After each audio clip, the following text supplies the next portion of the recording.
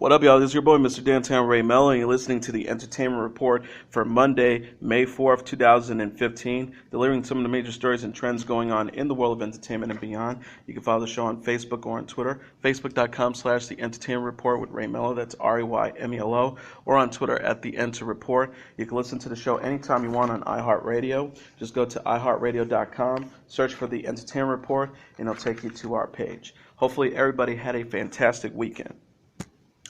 Prince William and his wife Kate announced Monday that their new baby princess will be called Charlotte Elizabeth Diana, as the sound of guns salute and bells pealed rang all over London.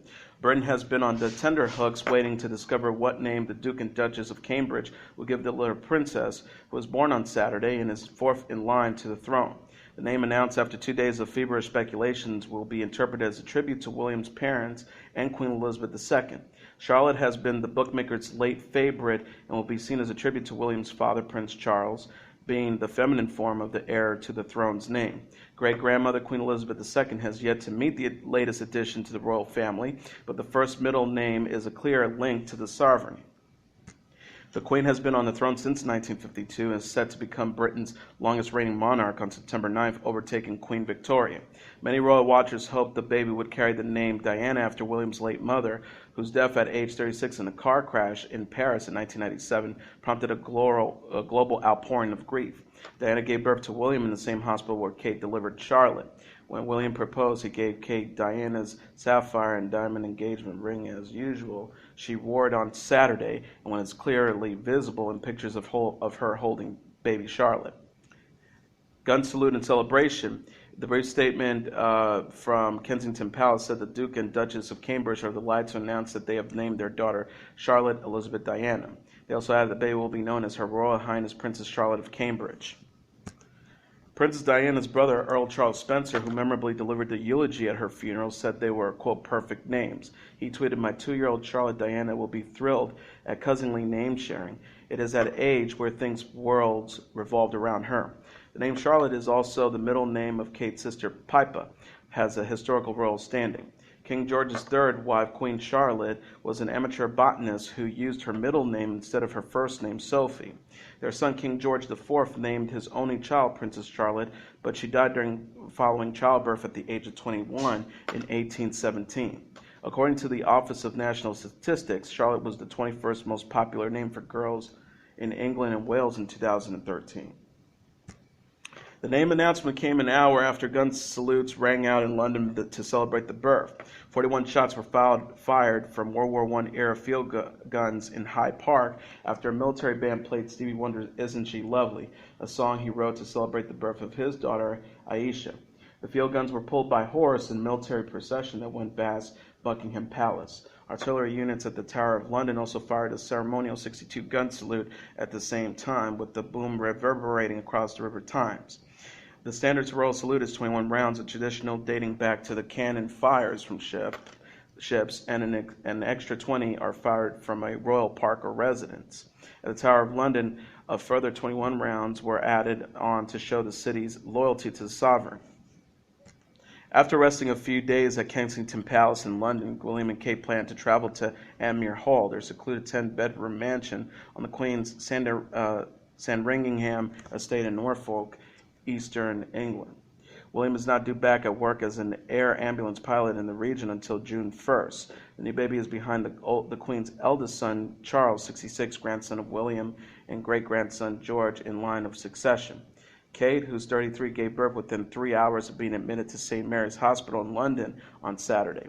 William, 32, was presented for the birth at 8:34 a.m., and the princess weighed in at 8 pounds and 3 ounces. The Royal Collection Trust has unveiled the official royal baby chinaware. Hand-glided with 22-karat golds, each piece bears the words, "Celebrating our new royal baby," and is decorated with a lion and a unicorn. A coffee mug is 20 pounds, while the official velvet cushion is 95 pounds. Jay-Z, Beyonce, Denzel Washington, Jake Gyllenhaal, Michael J. Fox, Clint Eastwood, and Robert De Niro were among the heavyweight celebrities who watched Floyd Mayweather Jr. defeat Manny Pacquiao in Las Vegas on Saturday night. The much-anticipated welterweight showdown was largely uninspired, and many casual fans turned to who was on ringside for the fight night at the MGM Grand. Actor-singer Jamie Foxx kicked off the match with a rendition of the American National Anthem. Justin Bieber entered the arena as a member of Mayweather Jr.'s entourage, and U.S. chat show host Jimmy Kimmel entered as part of Team Pacquiao. Other celebrity A-list celebrities that attended the fight on Saturday were Bradley Cooper, Nicki Minaj, Mike Tyson, Ben Affleck, Mark Wahlberg, Michael Jordan, Mary J. Blige, Sean Diddy Combs, Paris Hilton, Levi Schreiber, Drew Barrymore, Claire Danes, and sports super couple Andre Agassi and Steffi Graf. Mayweather Jr. retained his triple belts by winning in a unanimous decision after 12 rounds. Oscar winner Jamie Foxx turned a headline-making performance of the National Anthem before the Floyd Mayweather versus Manny Pacquiao fight, and he was KO'd on social media in the process. Foxx belted out what can be described as a soulful rendition of the Star-Spangled Banner on Saturday night, complete with vocal gymnastics and a hallelujah at the end. Unfortunately, the Ray Oscar winner was ripped by boxing fans for pulling more twists and turns into his rendition than the actual fight. NBC journalist Luke Russett said, "Jamie Foxx making me feel good about my showering singing." Comedian Mike E. Winfield added, "Jamie Foxx should have sang the national anthem as Ray Charles." Another fan suggested Foxx would have been yanked off the stage if he had performed the song on the Apollo Theater. Other Twitter users were equally unimpressed. Larry the Cable Guy tweeted, "Both boxers should take the first minute of the first round and knock out Jamie Foxx for butchering the anthem." The sexual assault scandal surrounding embattled comedian Bill Cosby further widened on Friday as two more women, including an actress who appeared on The Cosby Show, came forward with new accusations against him. In a press conference with attorney Gloria Allred in New York, Lily Bernard and Sammy Mays shared their allegations against Cosby.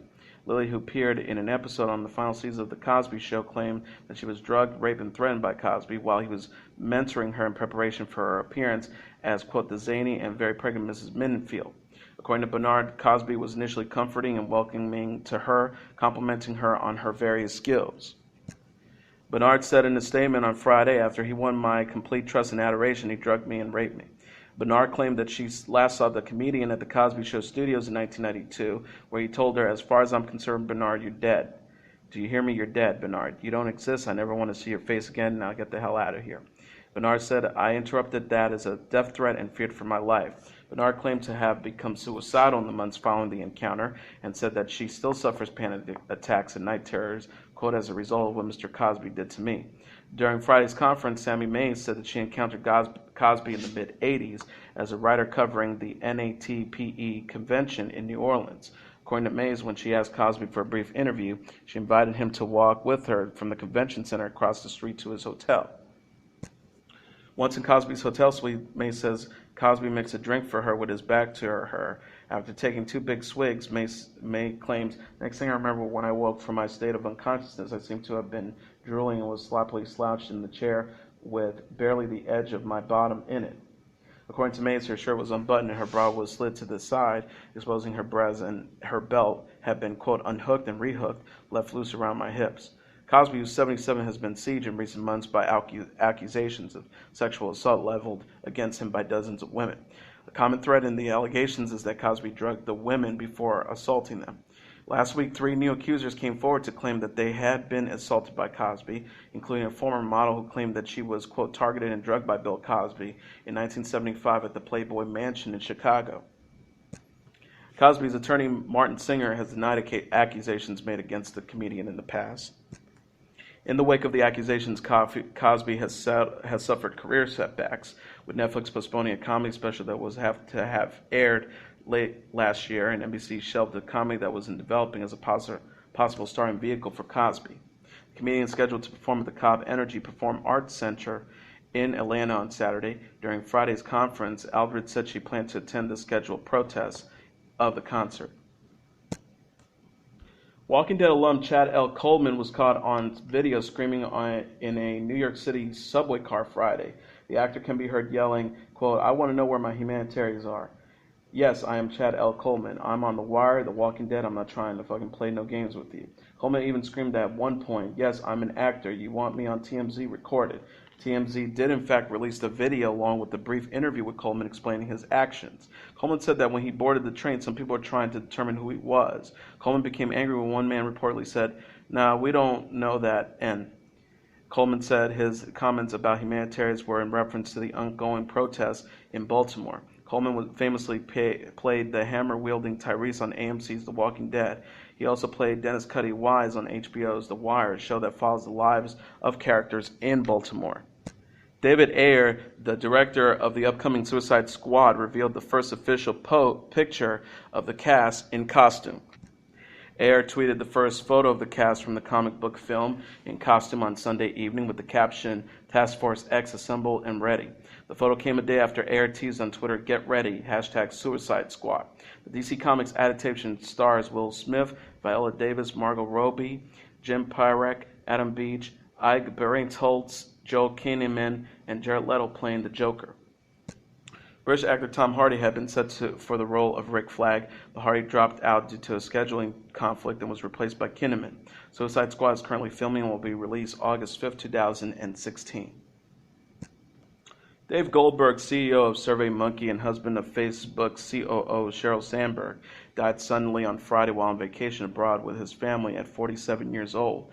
While his brother confirmed his death and multiple news outlets reported, no one has disclosed the cause of his death. This has led to concern and speculation online about how he may have died and how it might impact SurveyMonkey. Both his brother Robert and SurveyMonkey used the phrase "passed away suddenly last night" in describing Goldberg's death. Several media outlets in reporting on his passing said that a cause of death has not immediately been determined. Over the weekend, as the cause of death remains unknown, some began to speculate and theorize. Columnist and entrepreneur Penelope Trunk penned a piece on her website where she posits that it was a suicide, supporting her theory primarily by the fact that no cause of death has been given at all, either specific or vague. Goldberg's brother wrote that Sandberg flew home on Saturday and asked for privacy as she delves with her son's loss. Sandberg gained even more fame after writing her book Lean In, which encourages women to fully embrace both their professional lives and their family lives equally without sacrificing either.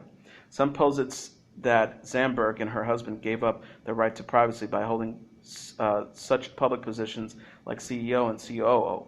Melania Lalatsky wrote on KillingMyCareer.com, a site that focuses on unethical business practices, asserts that it is unethical to not disclose the cause of death of a company's CEO.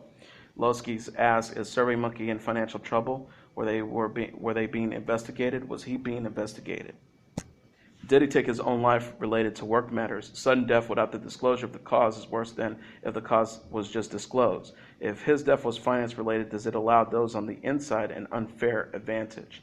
In a footnote of the article, Lukowski said that the above questions, quote, are not facts, nor are they speculations based on the fact about Mr. Goldberg or SurveyMonkey.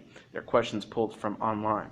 Goldberg's friends and peers took to Facebook to express their condolences in the days since his passing, while also wondering how he died. When Homebrew founder Hunter Walk posted about Goldberg's death, Spark Capital VC Mo Koifman responded, "Looks like heart attack, but they don't know for sure."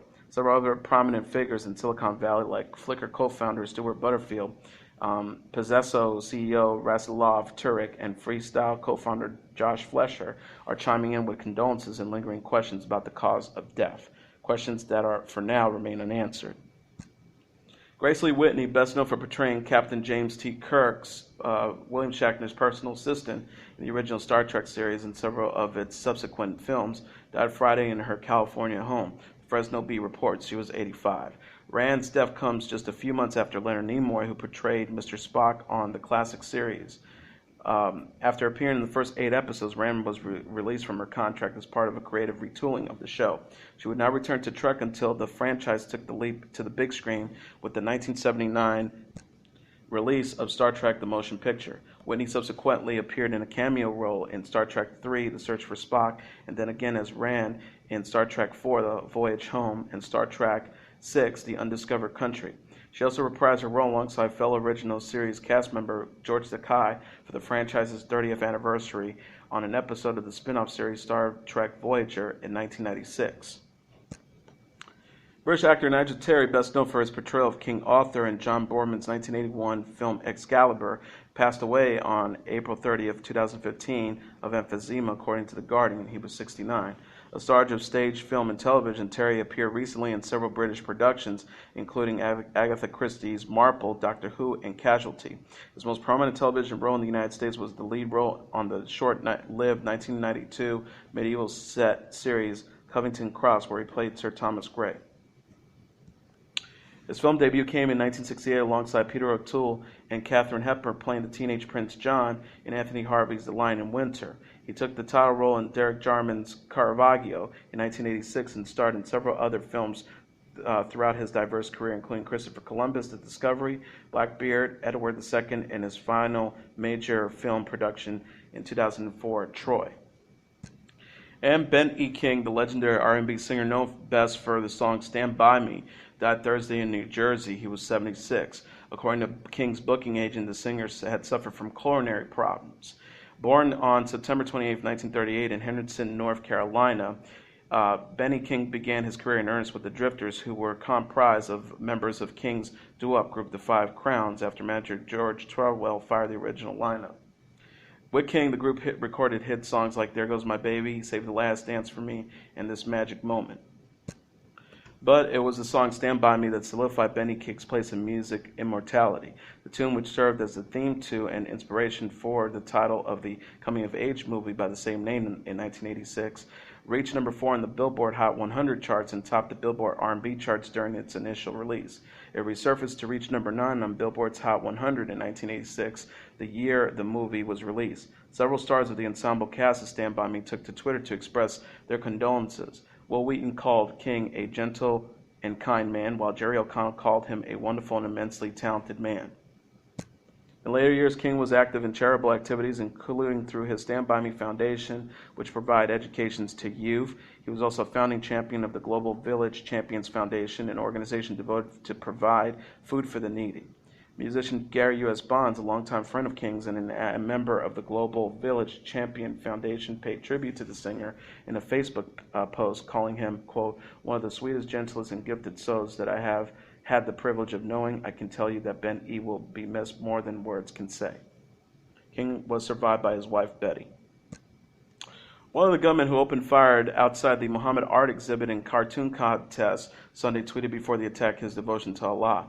Elton Simpson, who along with his accomplice was shot dead by police, have been identified as one of the 2 gunmen responsible for the attack Sunday night outside the contest, according to CNN. Before the attack, Simpson tweeted, "May Allah accept us as Mujahideen," under the hashtag #TexAttack hashtag. His Twitter account has since been deleted. CNN reported that Simpson may have ties to ISIS. The event was a competition to illustrate the Prophet Muhammad held by the controversial group American Freedom Defense Initiative. It was attended by approximately 200 people and offered a grand prize of $10,000. Police are expected to hold a press conference Monday morning on the shooting. A teary-eyed Kris Jenner tells daughter Kim that she feels like the life she lived with ex-husband Bruce Jenner didn't really exist in a clip that aired on Today's Show from the Keeping Up with the Kardashians special episode centering around Bruce's transition. Kris Jenner tells her daughter, "I have these memories of this life, and I feel sometimes like I didn't exist." Kim tells Kris that Bruce has had to deal with feelings like he was living under the wrong gender his whole life, and she has to, quote, let it go. After the ABC News exclusive interview with Diane Sawyer and Bruce Jenner, Kris got into a feisty Twitter exchange with Perez Hilton. Hilton criticized her for not commenting on Bruce's special as his other wives had.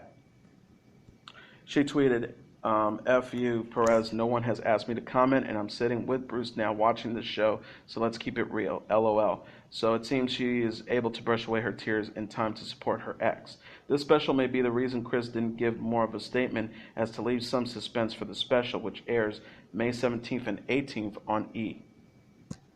In a related story, Bruce Jenner fired his ex-wife Kris Jenner as his manager for an upcoming TV show that will follow his transition into a woman, the Sun reported. The decision comes after Bruce revealed he was more of a woman than a man in a tell-all interview with Diane Sawyer. A source says, according to the Mirror, he said, Kris, as you can see on the show, bossy, nosy, and controlled. She didn't want to relinquish control because it makes it harder for her to sort out fees for keeping up with the Kardashian. Kris has so far helped the Jenner family clock in millions of dollars by managing the family's affairs, including that of her children Kim Kardashian, Khloe Kardashian, Kourtney Kardashian, Rob Kardashian, and her daughters with Bruce, Kendall, and Kylie. Beginning July 26, Olympic gold medalist Bruce will appear in 8 one-hour episodes of E's News reality show where he will talk about his transition into a woman. According to a report last week by Radar Online, Kris has cut off all ties with Bruce after an alleged hostile treatment by her former husband. Duck Dynasty musical to close early in Vegas. The show won't go on for Duck Commander musical. The Las Vegas show about the Robinson family featured on A&E series Duck Dynasty. The musical, which was based on a book written by Willie and Corey Robertson, will close on May 17th after less than a 2-month run. According to the show's website, it transports the Louisiana Bayou to the stage in a captivating 90-minute show seasoned with all the southern spirit and down-to-earth humor you expect from America's most famous rednecks, the Robinson family. It officially opened April 15 following previews on April 8th at the Crown Theater inside the Rio Hotel and Casino. Tickets were originally set sales through June 30th, but after getting a lukewarm reception in Sin City, the producers decided to pull the plug early. The producer told Theater Magazine Playbill, the production is thrilled to have the opportunity to develop the Duck Commander musical at the Rio. Much has been learned from this limited engagement and from the great support from everyone who has come to see the first staging of this completely new stage. Duck Commander will now consider several opportunities for the next stage in the life of the show, including extended sit-down engagements in interested cities, as well as a national tour. Not everyone was happy about the controversial family members who are not shy about their religious belief and criticism of homosexuality expanding their brand. Award-winning theater producer Emmanuel Azenberg, who produced The Last Ship, said it was pretty disgusting when the musical was announced. But also a reminder that Broadway is mostly about making entertainment today, not art, even if it means getting involved with a family whose members say things that offend a lot of people working on Broadway. And finally, Marvel Studios' Avengers: The Age of Ultron packed a mighty punch with the smashing $187.7 million North American debut at the box office this weekend. But its hopes of topping the record for the biggest movie opening in Hollywood history were knocked out by a highly profile boxing match with the Mayweather-Pacquiao fight. Despite an electrifying U.S. rollout that kicked off summer, Disney's superhero sequel will have to settle for the second highest grossing 3-day first weekend ever, behind the $207.4 million made by the Avengers in 2012. Disney and Marvel have the third best two, with Iron Man 3 opening to $174.1 million in 2013. The other studios cleared out for the Marvel Comics-based blockbuster, and there were no other wide openings. So Marvel's 11 executive #1 open was almost certain. But a slew of major sports events, including Saturday night's pay-per-view TV bout between Manny Pacquiao and Floyd Mayweather, the Kentucky Derby, and the NBA playoffs, cut into the Age of Ultron grosses just enough to allow the original to retain the record. Dave Hollis, head of distribution, told the Wrap Sunday, "It's hard to quantify the impact of one of the biggest sports days maybe ever, but our post-5 p.m. grosses for Age of Ultron were 31% of the Saturday box office, whereas with Avengers it was 37% and with Iron Man it was 41%. When you shift 6% with the size of an opening we have here, it makes a difference." Hollis didn't sound disappointed, even though most analysts had predicted Age of Ultron would break the record with a debut in the $210 million range. He said, "We're truly proud of the second biggest opening ever, and even more so that with Marvel, we have the top three. We drove urgency, we got people excited, and the weekend is a testament of the specialness and momentum of the Marvel brand, their world creation, and the storytelling and character development."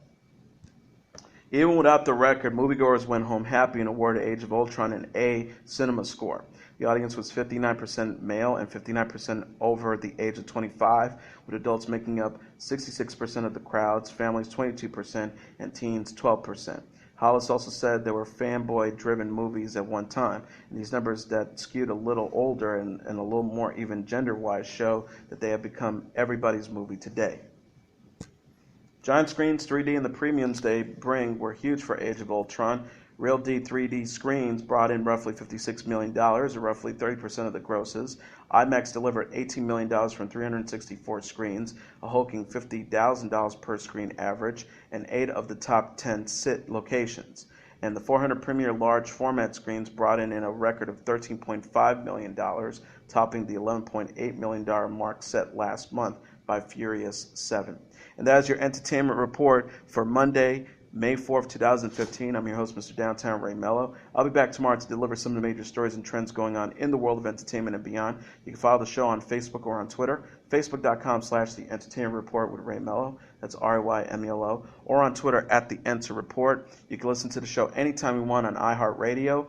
Just go to iHeartRadio.com and search for The Entertainment Report, and it'll take you to the page. Have a great day, everybody. I will see you again tomorrow. Bye.